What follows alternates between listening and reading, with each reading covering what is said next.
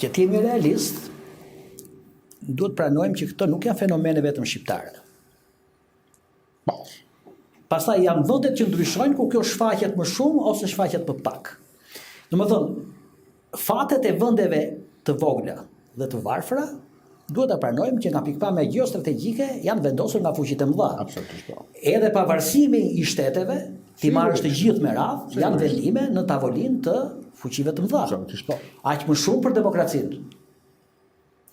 Dhe në këtë rast ti nuk dhuron soverenitet. Në këtë rast ti mirëpret për të mirën tënde një ndihmë që ata ta japin sipas këndvështrimit të tyre. Do të ishte shumë mirë sikur ne ta kishim burimore të brendshme. Por kjo është objektivisht e pamundshme. Historia këtë ka treguar. Historia këtë ka treguar. Dhe për ne kjo është një fat i madh që ata janë të vëmendshëm. Natyrisht nuk janë të vëmendshëm sepse thjesht interesohen për shqiptarët, serbët, malazezët e ku ta di unë. Ata interesohen sepse kanë interesin e tyre. Dhe interesi i tyre është që nga harta gjeografike e një Europe të madhe nesër, ku dhe këto shtete do jenë pjesë e tyre, këto të mos jenë, si çdo shtemigjeni, thumb i ngulur në trut njerëzimit, në trut e Europës në këtë rast. Edhe kjo është e pranueshme. Problemi është se si kjo do të zbatohet në praktik.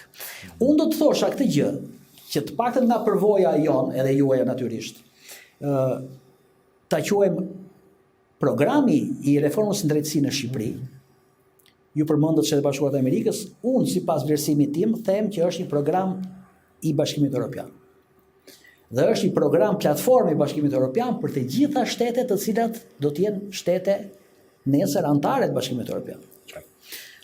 Pastaj, futja në lojë Shtetet e Bashkuara të Amerikës është pjesë e një diskutimi në të cilën sipas të dhënave ka institucione jo publike, por të afërta me vendimarrjen publike, qoftë Bashkimit Evropian, qoftë edhe Shtetet Bashkuara të Amerikës, konkretisht po e themi sepse duhet ta themi hapur, është Fondacioni Soros, të cilët bën të mundur futjen e Shtetet Bashkuara të Amerikës në këtë paketë të detyrueshme politike të Bashkimit Evropian, që është reforma në drejtësi, dhe duke e futur Shtetet Bashkuara të Amerikës, ata patën mundësi që të futeshin edhe vetë në zbatimin e kësaj politike. Natyrisht, prania e Shtetet Bashkuara të Amerikës në këtë proces të reformës së drejtësisë është erdhi si rrjedhim edhe logjik i faktit që dihet prestigji i Shtetit Bashkuara të Amerikës, dihet prania e tyre e jashtëzakonshme në politikë, dihet e forca e tyre e shfaqur edhe në votimin që u bë për reformën në drejtësi,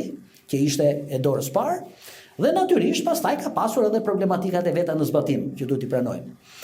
Unë mendoj personalisht që sot SPAK-u dhe reforma në drejtësi janë më të forta se kurrë. Për arsyen e ndryshimeve edhe të mëdha që ka pasur ardhja e Trumpit në pushtet Shtetet e Bashkuara të Amerikës. Sepse Trumpi, praktikisht me politikën e tij, i ka thënë unë ju jap know-how, ju jap njohurit, ju jap haunën profesionale institucioneve të SPAK-ut, që natyrisht derisa i jap këtë edhe i mbështes, por vendimarrjen do ta marrë totalisht Bashkimi Evropian. Sepse Bashkimi Evropian në fakt është ai që është interesuar drejt për drejt dhe dëmet që pësohen nga veprimtaria kriminale e shteteve si Shqipëria dhe në rajonet e tij, është Bashkimi Evropian që pëson i parë, jo Shtetet e Bashkuara të Amerikës. Ju si e mendoni këtë konfiguracion? Është e vërtet. Është e vërtet, siç ju e parashtruat, kur unë ju referova Shtetet e Bashkuara të Amerikës, sigurisht ju referova faktit që ata ishin provokatorët më të zëshëm, krahasimisht me Bashkimin Evropian, janë dhe më të qartë, janë dhe më të drejt për drejt. Kujtoni këtu vetëm procesin e zgjedhjes së kreut të SPAK.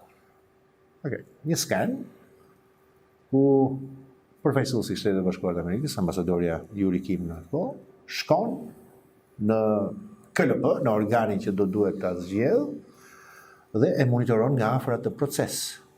Dhe ishte ky monitorim i afërt nga përfaqësuesi i Shtetit Bashkuar të Amerikës, që nxori zotin Dumani si të parin dhe i dha pse jo edhe legjitimim, po i dha edhe mbështetjen politike, po doni ju, që e ka çuar SPAK-un personazhin Dumani, po mbi gjitha, edhe SPAK-u i ka dhënë këtë lloj mbështetje nga publiku shqiptar. Do duhet ta pranojmë raportin special të publikut shqiptar me atë amerikan. Megjithatë, jam plotësisht dakord me atë që ky është një projekt mbi të gjitha europian, sepse është një eksperiment, po quaj eksperiment në fakt, që ka ndodhur së pari në Kroaci kohë më parë, pastaj edhe në Rumani, por dhe për arsyeën tjetër që ne jemi një vend evropian, çdo shkarje nga procesi i shtetformimit shqiptar pasojat i jep drejt për drejt në Europë. Shembull për këtë apo provë për këtë është, po i them përsëri këtij 2 mujorit të një lloj mungese të Shteteve të Bashkuara të Amerikës. Unë kam pasur në fakt edhe disa kontakte me përfaqësues të Bashkimit Evropian apo të shteteve anëtare, të cilët ndryshe kam parë ishin vendosur në një pozicion të fortë në mbështetje të SPAK-ut, jo se s'ka qenë përpara, por duke marrë edhe protagonizmin për të kompensuar në fakt një farë mënyrë edhe këtë gjendjen e vogël të pezullisë së Shtetet Bashkuara të Amerikës, gjë që më tregon që është po kështu siç juve e konstatoni dhe me sa duket, po është kështu që pozicioni i SPAK-ut sot është edhe më i fortë se sa më parë, për faktin sepse ka një harmoni deri perfekte midis mbështetjes amerikane, mbështetjes me zë, mbështetjes me hije, ta themi këtë, dhe mbështetjes teknike kapilare nga Bashkimi Evropian. Dhe financiare, sigurisht. Do të është maksimumi i mbështetjes që një institucion në Shqipëri mund të ketë. Dhe po, SPAK-u sot është më i fortë se sa më parë, po do një dhe në perceptimin publik, sepse edhe ajo hareja që do ribosh e Ramës dhe Berishës që ikën ndërkombëtarët, bëri që SPAK-u të jepte edhe një sprovë të fundit lidhur me kryetarin e Bashkisë Tiranë, që zhgënjeu secilin nga ato individë. Kjo është një sprovë që tregoi për inercinë, për qëndrueshmërinë, për autonominë dhe për orientimin e qartë dhe të saktë, hullin se ku do duhet jetë SPAK-u. Kështu jam plotësisht dakord, po është e vërtetë. Duke prezumuar që analiza jone deri tashme ka arritur në përfundimin që vendet e vogla dhe të varfra, me një shoqëri të tillë të cunguar, me një ekonomi të kapur, me vendimarrje politike të cilat nuk janë të orientuara drejt interesit publik, por interesit të personit ose të grupit, nga brenda është vështirë që të vendimarrës të tillë që janë pushtet të lëvizin vetëm nga brenda. Shohim nga ana tjetër faktin që partnerët e ndërkombëtar janë të interesuar me shumë i konkret, që nëse përmendët, që situata të ndryshojë. Ju mendoni që në zgjedhjet do të jenë zgjedhjet e vitit të si vjetën, pra të 2025-s, pika në të cilën realisht Shqipëria do të kaloj nga statu quo-ja e deri tashme e mos ndryshimit politik, edhe kundrejt problematikave të mëdha që qeverisja deri sot me ka shkaktuar shqiptarëve në tërësinë e të, apo do jetë një proces i cili ju mendoni që do të jetë i zgjatur. E thënë troç, do të ndryshoj qeverisja në maj të vitit 2025? Unë jam i bindur që po. Analizë bëj, analizë edhe situash historike, apo edhe për faktin që duke qenë afër proceseve që kanë ndodhur politike, por jo vetëm analizë, po edhe duke mbledhur në një mënyrë të kujdesshme të gjitha zhvillimet apo faktet. Zgjedhjet e këtij viti, sidoqoftë rezultati i tyre, dhe pavarësisht rezultatit të tyre, qeverisja pas 11 majit do të jetë ndryshe dhe nuk do të jetë kjo si qeverisje, kur them si qeverisje në totalin e vet. Pse e mendoj këtë? Po ti marrim me radhë. Spari për një arsye fare thjesht të kuptueshme nga publiku. Nuk është nuk është një demokraci e konsoliduar kjo e cila të mbaj mbi supet e veta një qeverisje të katërt. Diçka të panatyrshme ndodh në Shqipëri. njerëzit ikin, shpresa ka humbur, ekonomia gjithmonë e më keq, oligarkia gjithmonë e më tepër dominante, që do thot vazhdimësia në qeverisje nuk është shenjë demokracie, është shenjë autokracie, pra mungesë demokracie.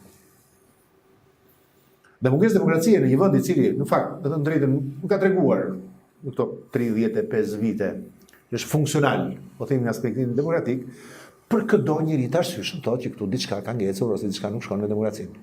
Dhe ky është elementi i parë se pse këto zgjedhje ka një motiv që të ndryshoj diçka për mirë. Së dyti, për herë të parë, jo në të 12 vite, por në 35 vite, ka një element i cili është jashtë vullnetit të politikës shqiptare, të vjetër apo të rinj, të majt apo të djathtë. Dhe që është ajo që sapo tham. Drejtësia, ose një ishull i drejtësisë, pra drejtësia që merret drejt për drejt me politikën, a drejtësia penale e SPAK-ut. Së treti, vëmendja e ndërkombëtarëve. Me sa duket ka një ndryshim në aksin e vëmendjes së ndërkombëtarëve. Sigurisht ata nuk e kanë në heshtje të merren drejt për drejt me aktorët politik, por kanë përzgjedhur tashmë të merren me një aktor serioz, siç është edhe SPAK. Dhe ajo se çfarë unë mendoj, e duhet të i sinqert në këtë mes, duhet ta them edhe këtë. Nëse ka një nga shenjat më të dhimbshme të demokracisë shqiptare ka qenë gjithmonë proceset zgjedhore, ju e thatë në fillim. Një vend që nuk bën zgjedhje. Ta pranojmë këtë. Qoftë edhe sikur të na mbuloj me turp. Ky është një vend që nuk bën zgjedhje. Kush është në pushtet, përdor të gjitha mjetet e veta për të deformuar vullnetin e njerëzve. Ky që është në pushtet tani, Partia Socialiste e Beramën, është edhe artist në fakt në përdorimin e mjeteve të pushtetit. A gjitha këto element më çojnë në përfundimin që po, me një instrument në dorë siç është drejtësia, me një mbështetje të madhe që kjo drejtësi ka nga ndërkombëtarët, me një refuzim të madh të publikut shqiptar. Këto zgjedhje nuk do t'japin një rezultat legjitim. Prandaj thash në fillim që pavarësisht rezultatit që do të ndodhë, sa mirë do të ishte që rezultati të ishte në terma numerik i ndryshëm.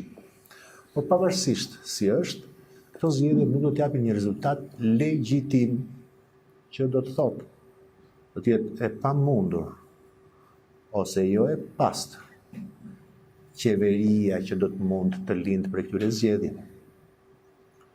Dhe për sa kohë do t'jetë e tillë, unë besoj do të futemi në një qerthull, në një cikël të ri politik qeverisës, në një proces të largimit dal nga dal, por me hapa të sigurt, të mendësisë së marrjes pushtetit të moslëshimit, tashmë e mishëruar tek Edi Rama dhe tek Partia Socialiste. E thënë shkurt, do më thënë ju thoni që pavarësisht rezultatit që do dali, partnerët ndërkombëtar nuk do të njohin rezultatin e zgjedhjeve. Jo vetëm kaq, po e fundit, unë besoj që edhe procesi zgjedhor tashmë do të ketë produkte edhe nga vetë SPAK, i cili e ka edhe test të vetit. Të gjithë e dim që krimi zgjedhor është duke gëluar këto momente, do duhet SPAK-u të bëj detyrën e vet, shkaku që do të çojë ke pasojë që vethat të mos njohë zgjedhjen.